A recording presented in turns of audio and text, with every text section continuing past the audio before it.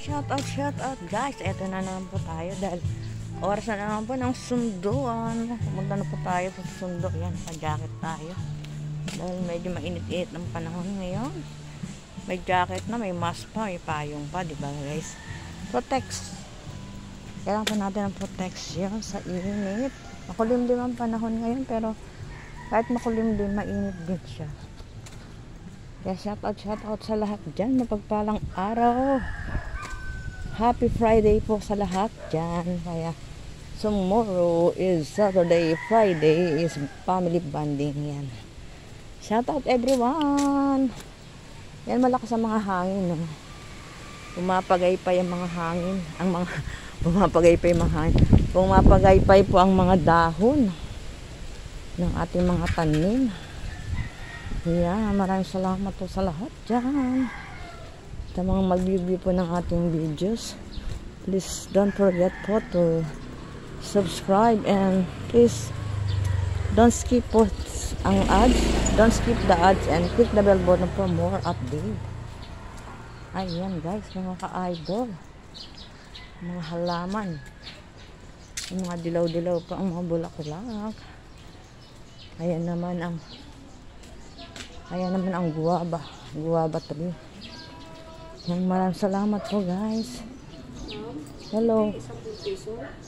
Hello si ate. Nangingi ng sandali lang po tingnan ko lang po Tingnan ko lang po kung may pa tayo dito 10 pesos. Kinulang pera namin papunta sa ospital. Ay, ganun po ba? Tres. Ganun po talaga. Kailangan pong pray lang po tayo at makakaraos din po tayo sa ano natin, sa mga problemang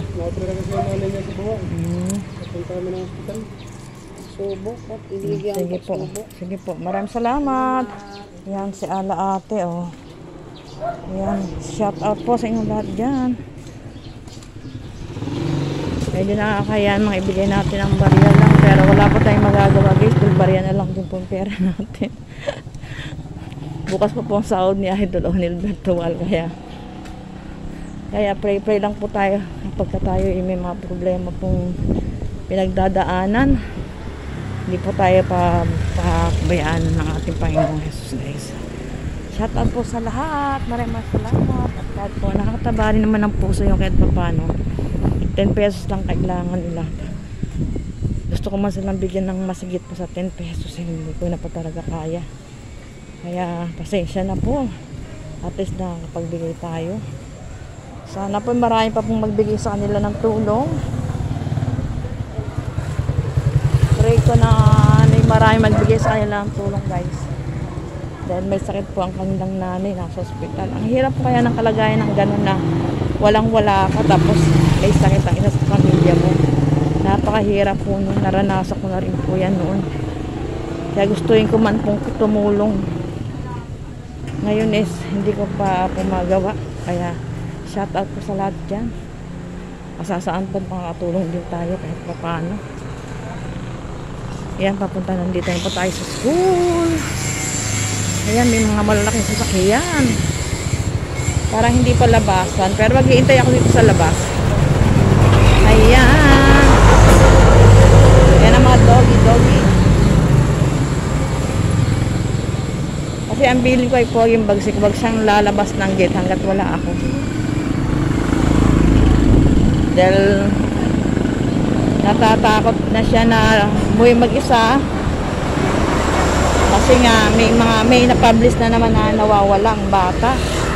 Kaya ingat-ingat po sa tayo sa mga anak. Ayan, shout out po. Opo. Yan si Kuya. Thank you po Kuya. Ang aking traffic ko. Thank you po. Maraming salamat si Kuya. Dito na tayo. Tingnan natin. Tingnan natin kung nakalabas na. Ay, wala pa. Maghintay na lang tayo dito mga guys. Dito tayo maghintay sa labas. Dahil hindi po sila magpapasok kung hindi pa labasan. Pwede na.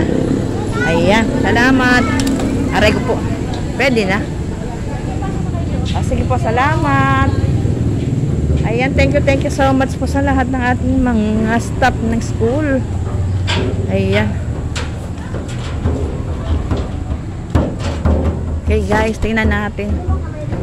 Okay po, thank you. Dito na po tayo. Maraming salamat po.